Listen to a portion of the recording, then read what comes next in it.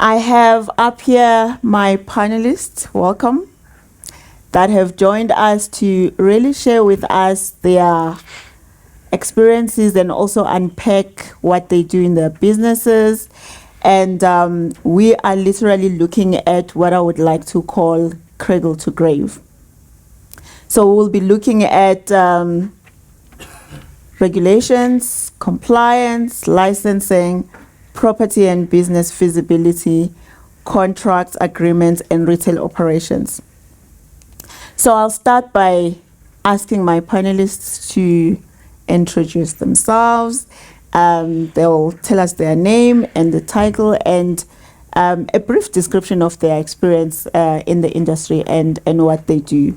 I would like to, they normally say ladies first, but this time around I'm going to flip it and start with the gentleman. So we'll start with you, Mr. Mtsweni. Yeah, good morning, colleagues, good morning, partners. I hope you can hear me. My name is Sipho Mtsweni. I'm the Senior Manager Network Development. Sorry about that. I'm the Senior Manager Network Development. I have been in the industry for the past 16 years, different companies, of course. I've started somewhere. Before I joined Sasol, in fact, I'm a newbie at Sasol. I'm less than a year old. It's been rough, it's been hard, it's been fun. So I lead the team of fantastic and amazing people. I lead the team of engineers, network planning, the real estate team, and the property developers. In fact, one of the property developers, Liesl Koch, she's one of the presenters later on today. So that's my journey in that share. Thank you. Thank you, Mr. Mtsweni. A round of applause, please. Thank you for that introduction. Can I move over to Mr. David Motha? Good morning, ladies and gentlemen. I'm part of the energy group at Sasol.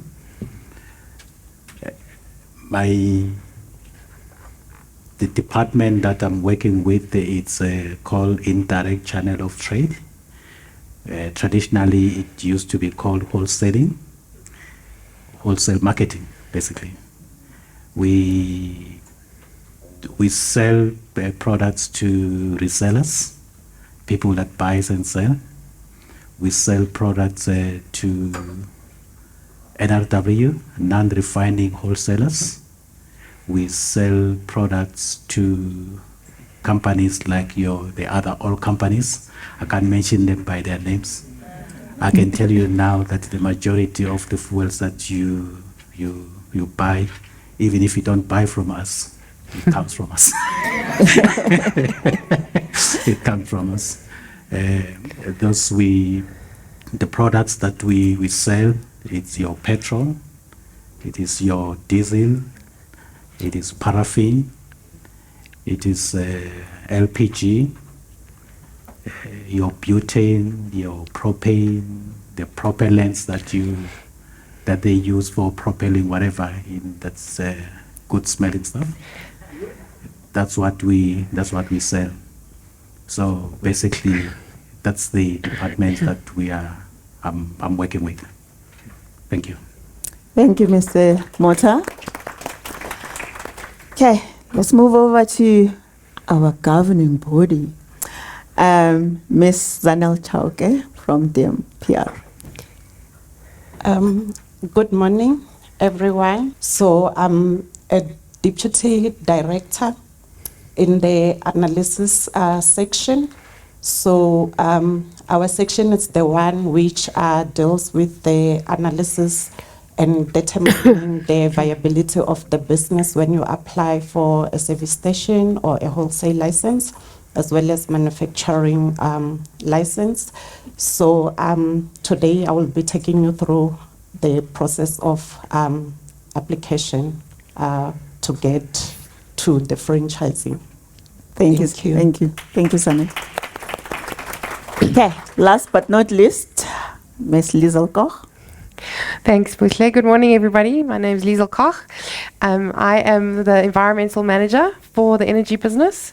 So I oversee all the environmental concerns that are related to our retail network. I've been with Sasol for more than 13 years now, been doing it since then. And I give Buhle and the team a hard time. Thank you, Liesl. Okay, so this is how we're going to do this. I'll be asking our panelists a few questions that they will answer, but also towards the end, we'll give you an opportunity to ask a few questions. So as we continue to have a discussion, I advise you to just jot down your questions, then we'll be able to take them. Okay, let us get started. I'll start with Mr. Mtsweni. So I'm going to narrate this, right? So I have a piece of land and I look at it close to the roads, and I think this is a good opportunity for me to develop this property into a fuel service station. Now, walk us through on where do I start? This land could be tribal, could be maybe a land that has a deed under it. Where do I begin? Yeah, I think the first thing to determine when coming to land, it's what sort of land it is. So you mentioned a couple of things in your question in terms of being a tribal land. So we need probably permission to occupy. And nowadays, all those permissions, they need to be re-registered with the Department of Rural Development. So that's the first thing. So we need the proof of ownership in terms of title deed. And then, or maybe leasing the lease, we need the lease so that we can see. And then the second thing is the statutory documents that we require in terms of the permitting. You need the zoning, that's key. We call those suspensive conditions. So you need the zoning certificate, you need the EIA. I mean, my colleagues said will go into details in terms of what is EIA and all those things. So you need zoning, EIA, the water license in terms of the water, you need the retail and the site license, just to name a few. I'm not going to go through in terms of all the suspensive conditions that we need, bulk water service, the geotech reports. Those are the things that we need because of so each and every geotech report or suspensive conditions, it tells us what we need to comply with. So that's why the geotech stuff like geotech, it's important to know if we're building, is there clay there or what kind of a soil are we dealing with, so that we can plan in advance in terms of the issues that we might encounter when we start developing the site. That's the most important things that you must know. That's where you start. I mean, to develop a site, you need to make sure that you've got all those permitting, all those requirements, including the SDPs, the traffic count. It's important so that we can determine if it's feasible to invest. So those are the documents, in fact, we will need from you when we start analyzing the project to say, how many vehicles pass there a day? So traffic impact studies, it's one of the key ones. Even though internally we've got our own tools that help us determine in terms of the feasibility and the viability of investing there. So yeah, those are the key ones I'm looking at, and the team will be looking at. Okay, thank you, Mr. Mtsweni. We'll probably circle back with follow-up questions. Yeah. But you did mention one of the biggest requirements being the environmental impact assessment. And I think that's very critical because it will come into bringing those studies of the type of soil and eventually how do you get approved. So then that takes us back to Ms. Koch. You have miles of experience in that field. If you can just take us through what does the process of EIA look like, and where do I even get people to help me with that? How long does it take, and all of that? Thanks, Buhle. Yeah, it's a lengthy process. When you want to build a retail filling station, there are applicable environmental laws that would need to be consulted. One of them being the National Environmental Management Act. And under that act, there are EIA regulations. And these regulations stipulate at what stage you require an environmental impact assessment. So if you're wanting to build a fairly small filling station, which is less than 80,000 cubic meters or 80,000 liters, then you do not require an environmental impact assessment. That's not to say that you don't have to comply with any laws, but you do not have to go through a process of at least 6 to 12 months to conduct an environmental impact assessment to get authorization to build your site. Often developers have already got sites that have these documents in place, but those documents are really, really critical. So if you get your successful site and you have an environmental authorization for that site, you have specific conditions that you have to comply with to operate that site. In addition to all the other applicable laws that we will talk about today, that's one of the most critical. It's essentially your license to operate. And that specifies all the environmental conditions that you need to comply with. So it's not to say that a site would need an environmental authorization, but if it does, that would be the process that have to be followed for that. Yeah. I think I'll also have some follow-up questions later, because obviously, as much as we're saying some areas you don't need an EIA, there's an element of EMP, but Correct. We'll come back to that.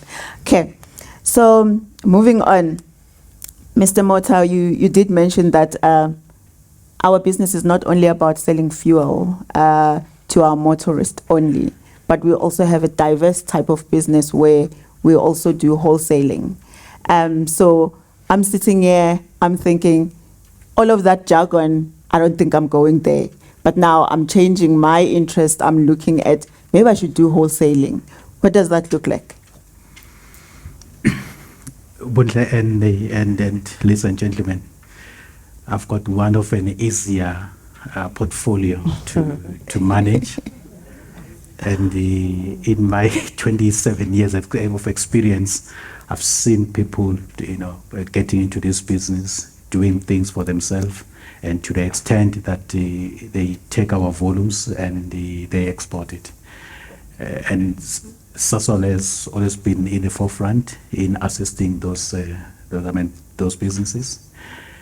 From the wholesaling side, I'm saying it's easy because once you get a permit from my colleague on my left here, once you have the wholesale license from the Department of Energy, you then are able to come and contact us. But before you do that, what you do is you go and you find a customer. You go and you find a customer, and they give you the volumes, how much they want to be supplied per month, and you come to us and we open the account and we assist you. What we have seen in the past, and I'm talking because I see a lot of youngsters. Mm-hmm. Yeah. What we have found and we have seen in the market is that generally end user customers may not necessarily give you the opportunity because they don't trust that you'll be able to supply. They don't trust that if they order a load, one load, for an example, of diesel will cost about 860,000 rand, somewhere there. So the question now is they may not trust that if they give you the money, you will be able to deliver. What Sasol has done, it's we've got an arrangement that we make for our entrepreneurs that your end user customer can pay us direct. So we sign what we call it a tripartite.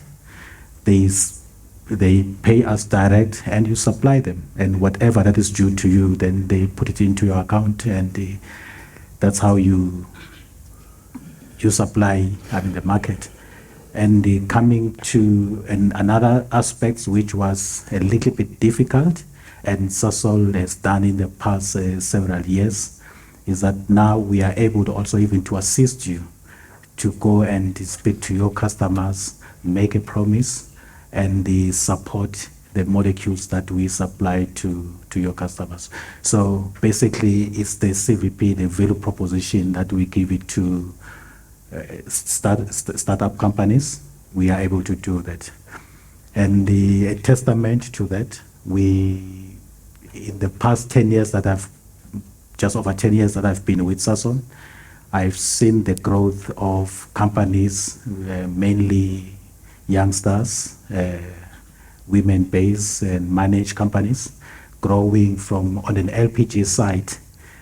When I joined, I think we were about 2 or 3. Now we are sitting over 50 on the LPG alone. On the paraffin and the diesel, we've got over 60 that we are supporting. So it's a value that Sasol is offering. The only thing that you need to do, just convince my partner here that you are able to do that. Then you come direct to us, and that's how the wholesaling, that's how easy it is. We are there to assist. And the one point which I've wrote it down from Donny Stewart, you can't do it alone. So we are there. Thank you. Yeah. Thank you. Thank you. Thank you, David, for that round of applause. He just gave us hope, ne? Yeah, we have hope. We can come back. Okay.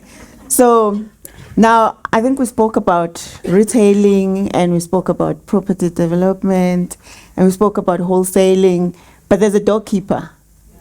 Eh?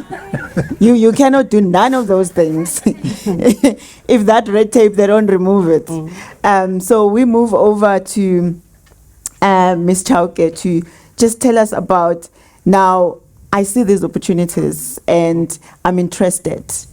What does DMPR require from me as an applicant to say we can take your application and move it forward? Maybe try to break it down for us, because I will understand wholesaling process will differ from your retailing process.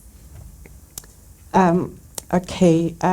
We, as the department, we are governed by the Petroleum Product Act with its regulation for manufacturing, site and retail, as well as wholesaling. So after you have found that you want to enter into this space of the fuel industry, then you have to apply for the licenses, the relevant licenses for you to operate in the industry. As Mr. Motha has said, that wholesaling is the easiest to get. Even on their side, I think I will start with that, because that's the easiest application we have ever done. And we even receiving high number of wholesale licenses, because it's a walk in a park. So with a wholesale license, once you have decided that you want to enter the space, the good thing is you do not need to have access to land. You can just be a distributor. So, and you will still even compete with Sasol. That's the good thing. So what you are required to do, you need to complete the application form, which we have in our 9 regional offices, or you can upload it from our website. And the minimum requirement is for you to attach your business registration document, depending on the entity type. And it will be your identity documents, your share certificate, your shareholders agreement, as it's advised that you need partners in this business.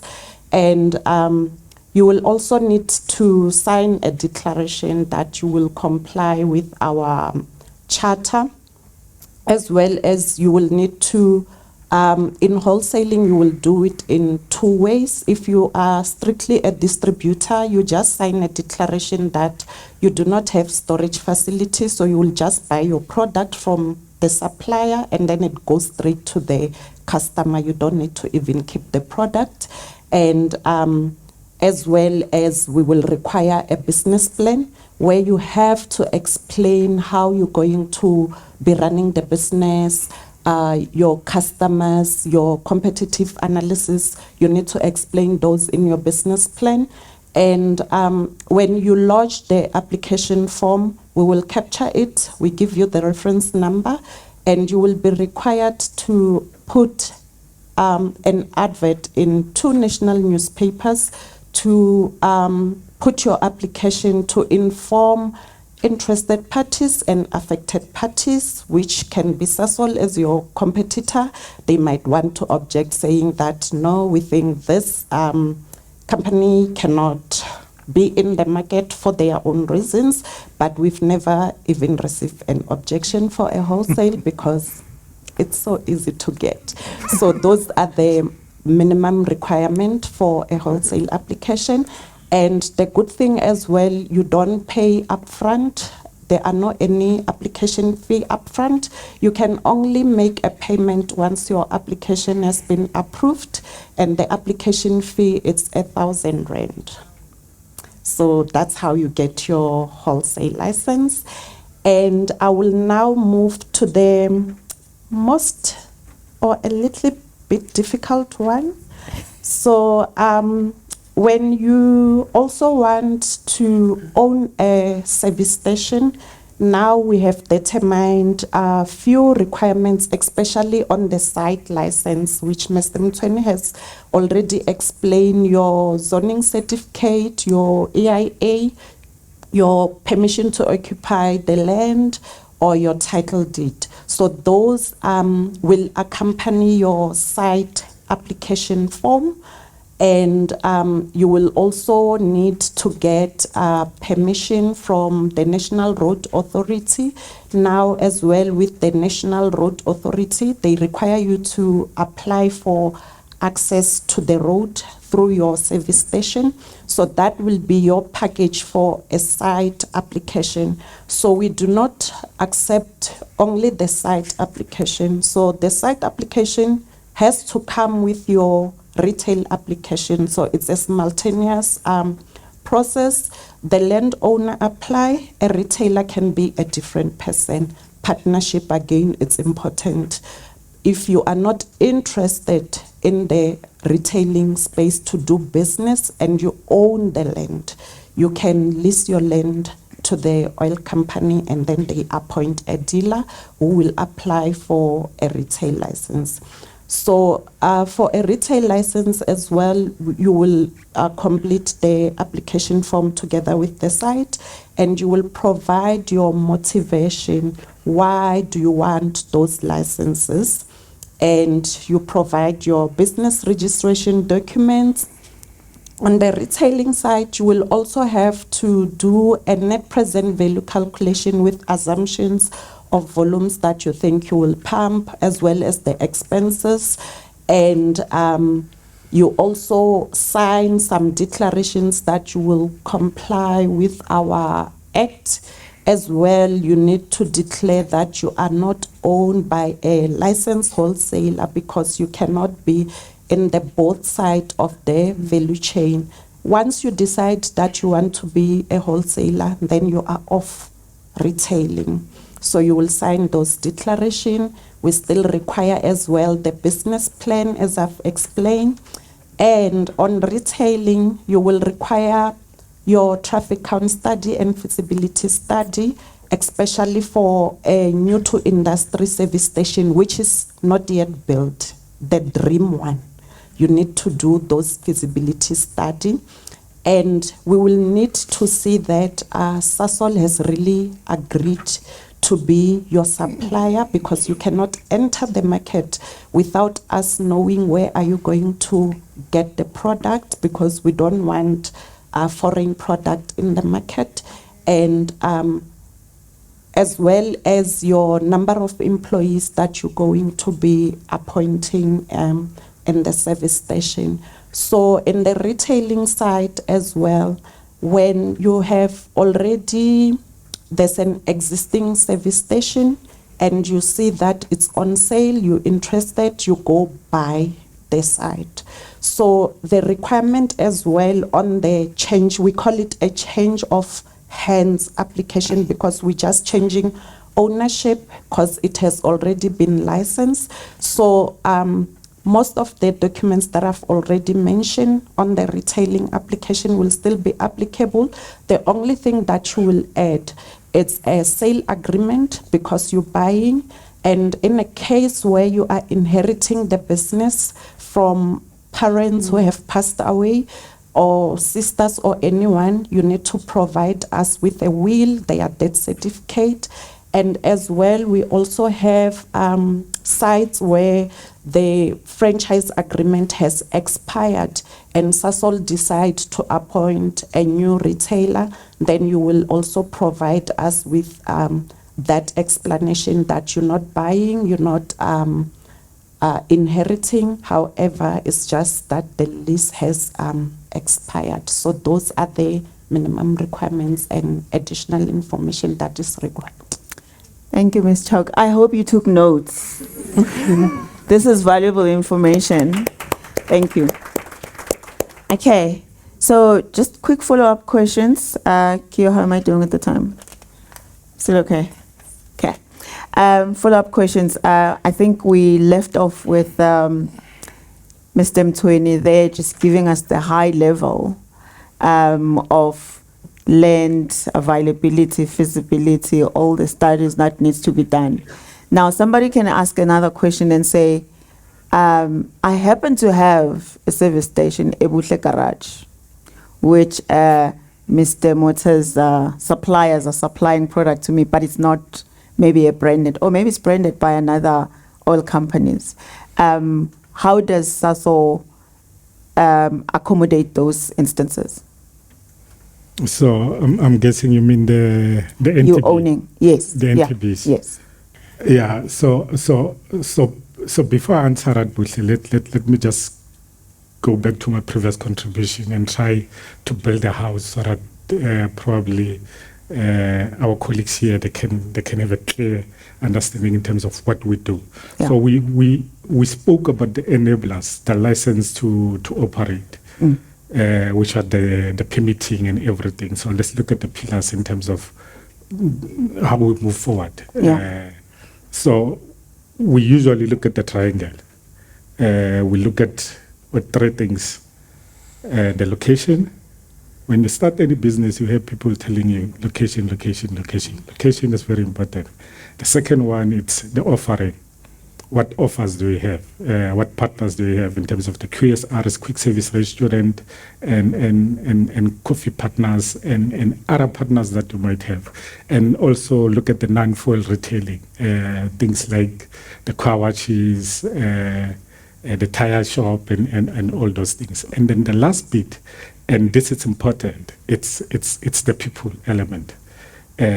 So as part of your pillars, you need to make sure that you've got the right caliber of people. I mean, as frontline, we deal with a lot of people, and then you can understand the stress that comes with dealing with 15 characters in a day. It's not easy. It's not easy. So those pillars, they are key. Those pillars, they are very key. And then someone will ask and say, what's on the roof? It's simple. It's what's on the roof. It's your operation excellent. That's where Doni, Buhle, Franz at the back there from marketing, the convenience from PEM. That's operational excellent. And then you've got a full house and understanding in terms of now I've built this thing, and then how do I make sure that it continues from here? Because of now you had a foundation in terms of permitting. You've got pillars in terms of all those things that I've just mentioned now, location. And when you speak about location, again, it comes with sizes and everything, but we'll deal with that later on. And then just to answer your question directly, in terms of the NTBs. So we do look at the NTBs. In fact, for us, that's the quickest way of growing the business, of growing the number of sites. So the first thing we look at, it's the average throughput, how much that site is pumping. For us, it's key. We also don't want to build sites or bring sites that they are not doing well because of the cost to serve. We find that there's a site in Guyana or in Mpumalanga or in Eastern Cape, it becomes too expensive to serve. And if it doesn't pump higher volumes, it becomes a burden to the organization. So NTBs, we look at NTBs, but what the operator needs to give us as property is the clean bill of health from the exiting company in terms of the environmental. Is there any contamination on there? And then what's the status of the agreement? Is it expired? It hasn't expired? And then we'll brand those. For us, those are the quick wins. In fact, if any of the partners here and colleagues, you've got few, please speak to Liesl Koch and see if we can try and convert those. We need them. So we need the high throughput sites to grow our network as fast as we can. Yeah, thank you, Mr. Mtsweni. I think initially when we spoke, I promised I was going to come back to a question of how big must the land be? Yeah, I mean, we're looking at 4,000 square meters. Well, the average service station, the proper business, it can be built on 4,000 square meters. Well, and again, colleagues, it's gonna differ in terms of what you want to do in terms of the offering. 4,000, that's retailing, that's convenience shop and forecourt. You might want to put in a QSR. You want to put in a Tiger Wheel and Tire, and also we're talking about probably a site that can pump between 350 and 500. A 4-island site. We're not talking about the benchmark site that probably the DMRE will look at, which is it's between the 2 or 3 shop islands, small shop, 60, 80,000 square meter. We're talking about an average of 4,000 square meter. 120 square meter and a 5-island standalone diesel island. So 4,000 is what we're looking for. That's probably in the urban rural areas, the combination and township. But there's something we call motorway sites. And they will look at probably bigger sites, much bigger in terms of probably close to 15 to 20,000 square meters, because of you've got a main forecourt which serves the small vehicle, and then you've got a truck port at the back, and probably you've got a truck port car wash at the back, truck port wash at the back, or a workshop. So in that instance, you're looking at a bigger land. Yeah, no. Thank you, Mr. Mtsweni. I think we got the basic of it. Okay. Now, Liesl, you mentioned that for some sites, smaller sites, we don't need the whole EIA, but rather you need an environmental management plan. Maybe quickly just take us through that. What does that look like? So, for the traditional environmental impact assessment gives you a record of decision. And along with that original environmental impact assessment is what we call an environmental management plan. And that is your handbook for day-to-day operations on a retail site. It also covers your construction phase, but it's your operational phase which is the most important. And Sipho touched on one of the most important aspects that I'm going to come back to in terms of contamination. But if you do not have or require a record of decision or environmental authorization, we focus on the environmental management plan. Sasol has a generic environmental management plan that we give out to our network. And that is a day-to-day manual for you to manage your environmental aspects on your site. Often on a retail site, you've got minor spillages that happen. How do you clean up those spillages? You've got a separator to manage your runoff from that site. How do you manage that? That helps you with your day-to-day operations. It's a critical document. In South Africa, we have the Environmental Management Inspectorate, fondly known as the Green Scorpions. And they can rock up on your site on any day. And you need to demonstrate to them that you are looking after your site from an environmental perspective.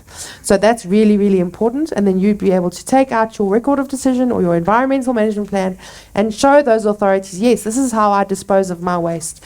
This is how I manage spillages on my forecourt, etc., etc. But it's very important that that is implemented on a daily basis, because you can lead to getting contamination on your site. And if we are taking over a site, a new to business, as Sipho said, we want to understand that we have a clean bill of health. We want clean sites. So it's important that you operate yourself or your site within the boundaries of your environmental management plan to ensure that we do not contaminate the environment. And that is very important. So we need to keep checks on that. And there are various measures in your environmental management plan which would assist you with that. Yeah. Thank you for that, Liesl. Just now, as we are nearing towards closing, I want to come back to Ms. Chauke. On the application, you mentioned a lot of things that you need to submit. That means there are certain non-negotiables when you go into your valuation process. Maybe just share with us what are those things that I should not miss so that my application doesn't get rejected. Okay. So once we receive your application, so when it goes to the evaluation process, now we're really looking deep into what you really need to do, and we consider our Section 2B of the Act, which is our licensing objectives, and we also consider our Section 2C to determine if you really do qualify for this license. So I will start with the new to industry application where the service station doesn't exist. So when we evaluating that application, the first thing is we really need to determine if there is a need for that service station in that area. Is there a market that is unserved in the area? And how many filling stations are there in that area that are serving the current market? What is it that you want to offer which is not being offered in the market? So that when we're doing that determination, we're looking at your business plan, we're also looking at your feasibility study and your traffic count study. You will also see that in some cases there are service stations everywhere. So we also look at the road networks as well, so that there can be dual sites, because the road network allow for that to be there. And in determining that, we also see how the existing service station are pumping, and are there any new development that are coming, so that you will be targeting the new market, so that you are not taking volumes from the existing service station. So that's what we critically look at. And the other aspect is especially security of supply, which we also need to guard that, because it's not about putting a service station, it's about the consumer as well having access to a service station. So our distance, when we look around, if it's a new to industry application, we look at the distance of 3 kilometers. So if you're looking at having a new service station, please study the market, look at your competitors, look who you're going to service. And we also, when we come into transforming the industry, where we will also look at our HDSAs, we also go into detail to look who owns the company. How many shares do you have in your entity?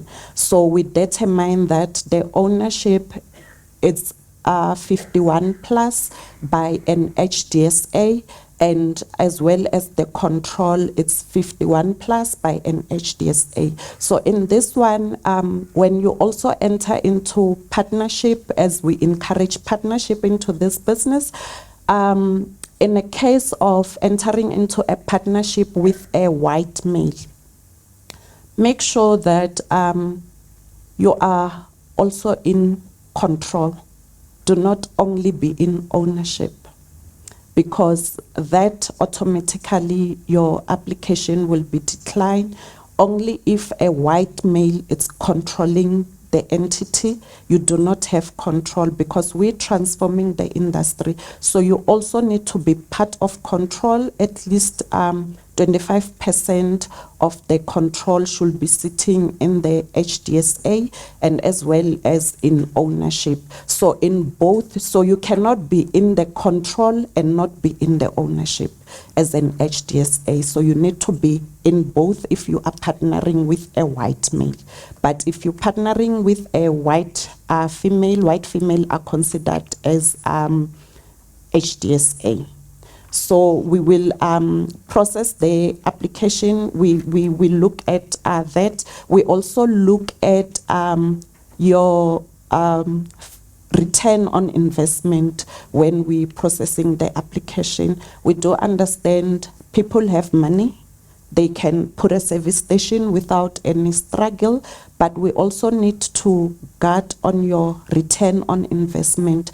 If we find that the site that you want to build will not really get you volumes, we do advise you that this site will not be able to pump the volumes that you have projected based on the feasibility study, based on the competitors that are in the market. You're going to pump very low volumes, so we are not going to grant you an application based on that, even though you will emphasize that you do have money. But we're saying that on this business, you rather not invest, maybe you can look at something else. So that's how we determine for the new to industry application. When it comes to the change of ownership application, because the business is already in the market, the business is existing, we just want to make sure that you have acquired the business correctly, that the outgoing retailer is not just taken out of business, but we're also protecting both the outgoing and the new retailer coming in the market. So we will want to see what was the previous retailer pumping the volumes, because you can also buy a site which is already dying in the market. We're still getting your return on investment, and we from that we just reissue the license based on how you are taking over. And when it comes to a wholesale license, we also look at those objectives, but it's more of the market is there on wholesaling because it's more of distribution. So as long as you are complying with our act and regulation and your business plan, it's clearly explain what exactly you want to do and how you are going to do it, then we can grant the license. So our turnaround time, it's 90 days from a day of application. So with wholesaling licenses, currently we have a lot of them, so the time is a bit, we are a bit having a backlog, but we're still processing faster. So the application fee as well for retail, you pay once the application is granted. For a site license, it's 1,000 rand, and for a retail license, it's 500 rand. Thank you for that, Ms. Chauke.